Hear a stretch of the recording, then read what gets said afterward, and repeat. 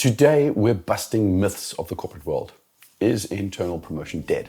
If you want more money at your job, don't ask for a raise because according to a study from LendingTree, switching jobs was way more profitable. Are you going to be replaced? The tech sector is already being hit, but this will spread to many other sectors of the labor economy. And are CEOs really the smartest people in the room? You know, I read 4 or 5 newspapers every morning. We've got a whole lot of myths to cover, so let's get stuck right into it. First myth. You should negotiate your first salary. This is largely a myth. It doesn't hurt to try, but in your first corporate job straight out of college or wherever, I hate to disappoint you, but 9 times out of 10, there's nothing to negotiate. Most companies, consulting firms, corporate firms, industry graduate programs have a set starting point for all new hires. Rarely, if ever, are they going to get into a bidding war for straight from school talent. And if you're at the level where you're that good at what you do, that's a difference, but that's maybe 0.5% of people in the world. Most people don't have the skills, the qualifications, or the just brain power for Apple, Google, and Microsoft to be fighting for your talent. You only promote people to the next level when they actually consistently already demonstrated they can operate successfully at that level. I've been here for 2 years and I still haven't been promoted. Wow, a promotion? Thank you so much. On that note, I have something for you. Resignation letter? What? Getting promoted is not about talent and effort. It's almost true, but not quite. The earlier you are in your career, the more promotion is about your effort, your skill, and your chemistry with your manager. The higher up you go, the more time most companies expect you to stay at a given level to acquire the skills needed to advance. And the higher up you get, there will be a ceiling, which is based on the business need. So nobody is making you a manager if they don't need another manager in the company. And the same goes for specialists. Then it's going to be your costs. The more expensive you get, the less likely they are to consider promoting you. And your relationships. Getting promoted, especially at the high levels, is in large part also about who likes you and your ability to get along with others, or office politics, or whatever you want to call it. If you can't do those things, you're going nowhere. If you want more money at your job, don't ask for a raise because according to a study from LendingTree, switching jobs was way more profitable. Job hopping is best for salary bumps. Largely true. All corporates have some sort of banding system plus a limit on how much you can increase every time you level up or get promoted. Switching jobs will usually get you a bigger bump. Just don't job hop too much because it will bite most people in the backside over time. It looks bad on the resume with 1 year here, 1 year here, 1 year here, 1 year here. At some point you need to stick around for a while. You need a corporate mentor like me. True. You need a way to navigate the corporate world, and you do that by subscribing to this channel. That way you'll get the inside tips on how to navigate the corporate world. So click subscribe if you're new here. Have you ever heard of a PIP at work? Probably isn't permanent, pending involuntary parting, preparing to issue pink slip, better known as performance improvement plan. Performance improvement plans are just there to get rid of you. False. But, so you've got 2 types of countries and 2 types of employment laws. In the US and some other countries, most states will have something called at-will employment. That means they can basically fire you whenever, more or less at least. There are some federal protections, but generally they can do what they want. They basically don't need to put you on a PIP to get rid of you. Now in other countries, like Denmark, there are employment protections set by unions and the government that require that a termination is justified, and if it's not, it can be expensive for the companies to do it. Making a role redundant, as an example, is justified. But firing people for low performance usually is only justified when there has been a process to document that they've tried to improve the situation. That documentation sometimes takes the shape of a PIP. But here's the problem. How do you make clear to somebody that you want to keep them, but they also need to improve? Well, a PIP is an option. But when you give them a PIP, it feels like an on-ramp to getting fired, and that demotivates people. So often you have a manager that wants to make clear to an employee that they want to keep them and they need to improve, but the legally required tool to insulate them is the one that sends the signal that the company no longer believes in you, even though it might not be the case. So PIPs sometimes lead to firing, often they do, but they are also sometimes a very active tool used to improve performance. It's going to be highly dependent on the company. But just remember, especially in at-will countries, it doesn't matter. So if they're putting you on a PIP in an at-will country, that's because they want you to improve, because they could just get rid of you anyway. The CEO is the smartest guy in the room. False. CEOs are usually not stupid in corporate, but they're not the smartest. The engineers and the technical teams are where you'll find the smartest people. What the CEO usually is a combination of incredibly hardworking, high threshold for stress, good organizational skills, and decent leadership skills. And, of course, also smart. On top of that, they have an ability to focus on details and strategy and make difficult decisions. Being able to go up and down a layer and up and down in complexity from strategy to detail, from tactical to strategic to operational is something they do really, really well. HR is not your friend. Now, I'm in HR, and it's true. HR is there for the business. The people saying HR isn't your friend, like it's a big revelation, have been living under a rock. Everybody in a company is there for the company. That includes your manager, it includes your colleagues, it includes people in other departments, and includes HR. But people in HR, most of them are good people. They have empathy, they have ethics, they have a moral code. For me, I have companies I would never, ever, ever, ever work at because their way of treating people does not align with my values.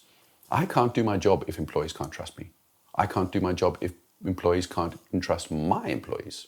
If in every company I've been in, there have people that have been able to go to HR, to somebody they trusted, and have a conversation in confidentiality about things they needed to talk about. But again, it comes down to trust. It comes down to trust to HR, it comes down to trust to management. And if you have a problem and you don't trust the business, and if it's a big problem, remember, at the end of the day, if it becomes a conflict, HR is not going to help you. Then it's union or lawyer. You go to the union, you go to the lawyer. Those are the ones that are there to represent you when it turns into a conflict. It's impossible to get the top rating in the company's annual performance reviews. Directionally true. Almost all corporate firms have some sort of rating scale, and all firms have some sort of forced ranking. Why? Because if you don't control the ratings, all managers end up giving everybody the best rating, and then the scale stops working. Rating inflation always happens. So there's a limit, almost always, on the top ratings. That, and there's usually some unspoken understanding that the absolute best rating is reserved for once in a millennium stars. So that rating doesn't get handed out that often. The mid ratings, you can easily get those. The 5 out of 5, don't aim for it. It's likely not going to happen. Corporate is about politics, not performance. Yes and no. Big organizations function through collaboration. One of the keys to Apple is Apple's an incredibly collaborative company. So to me, humility, openness, fairness, being authentic, that's what creates leadership. Not that they're the smartest person in the room or the hardest working person in the room. The people that are best at navigating these complex structures are the ones that float to the top. People that are just incredibly smart but either have no allies, no sponsors, or are just plain unlikable hit a glass ceiling at some point. Being able to work with others, which in some ways is office politics, is something that you need to be able to do to get up the corporate ladder. If you're not a CEO by the time you're 40, you won't ever be CEO. Directionally true. Career advancement is fastest in your early years and slows as you get older. Depending on the size of the company, you'll usually see that the major stars will be hitting executive or sub-executive levels in their mid-30s. Most people will plateau somewhere in their early 40s, and from there it's just, 30 more years until you hit retirement. It's not ideal, but this is how most companies are set up. Working in startups is toxic. Wrong. Not by default, at least. Startup culture will depend entirely on the CEO or the owner. If the CEO or owner is a psychopath, I guarantee you the culture will be a mirror image of them. Look at the owner. Their personality will hugely define what it's like to work there. And also, startups and scale-ups usually can't attract experienced people because it's too chaotic. So people get promoted faster. That's good for opportunities, but it does mean that some leaders have zero leadership skills and a responsibility for other people very early in their careers. That can lead to leadership problems, but not always. Longer maternity and paternity leave slows your career and salary development. In general, it's most likely still the case in most countries that an extended leave early in your career does slow your progression in the 1 to 2 years after coming back from maternity. A lot of research substantiates that this applies to salary development and promotion pace. There are laws trying to regulate this in a lot of countries, especially in Europe. Protecting people from being discriminated against is something more and more countries are trying to do.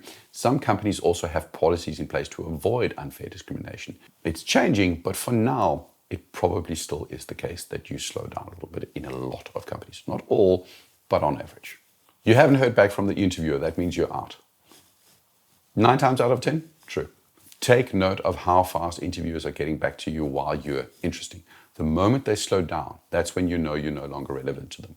Their attention is always on the most important candidates. If you feel forgotten, it's most likely because you're not that important to them anymore. LinkedIn sucks. This is a personal opinion, but absolutely yes, LinkedIn is terrible, but you have to do it. Make sure your resume is up to date. You don't have to post constantly, but make sure you connect with people that might be relevant in the future. And apart from that, LinkedIn is little to no value. Go to YouTube, you'll learn more there. You only promote people to the next level when they actually consistently already demonstrated they can operate successfully at that level. I've been here for 2 years and I still haven't been promoted. You've been told that perhaps it's too early for a promotion, but you think you are promotion ready? Working more gets you the promotion. False. Early in your career, effort and attention to detail is what gets you promoted. So doing things right will get you the promotion. The further you go, the less it's about time and effort and the more it's about output. If you've got 2 people which are equal in every way, but one puts in more hours, then that person is probably going to get ahead faster. But as you advance, relationships, being able to manage complexity and prioritization mean more than pure time effort. The tech sector is already being hit, but this will spread to many other sectors of the labor economy. AI will take your job. AI is going to change a lot of jobs. But right now, it's more of a buzzword. If you're in graphics, design, or customer service, you are definitely one of the people that is most at risk right now. The reality is, down the road, everything ends up creating new jobs. We just don't know what those jobs are yet. Stay away from companies that frame themselves as families. False, but be careful. Again, check out the owner. Check out the senior leadership. What gets said about them? Find out what kind of family it is. If it's the Waltons, that might be fine, but if it's the Manson family, I'd stay away. Efficiency is rewarded. False. If you're efficient, you'll be rewarded with more work if they find out. Don't expect your boss to allow you to leave early because you finished the assignment faster than your colleagues. Efficiency is something you should take advantage of and shouldn't be something you give away as space in your calendar for your manager to take control of. It makes you good at your job, but don't give up the free time to your manager to control. You are loved until you're not. Absolutely 100% true. No matter how good you are, no matter your track record, no matter how indispensable you think you are, one day, the company that loved you won't love you anymore. Cool. No doubt. You might get a new manager. It might be a new leadership. It might be a new strategy. It might be a new product direction, or just changing business fortunes. I've seen it a million times. People that thought they were secure were kicked to the curb when the company didn't need them anymore. Remember that. You are loved until you're not. Corporate is, to some extent, a game, and you need to do the right things to win in the way you want to win.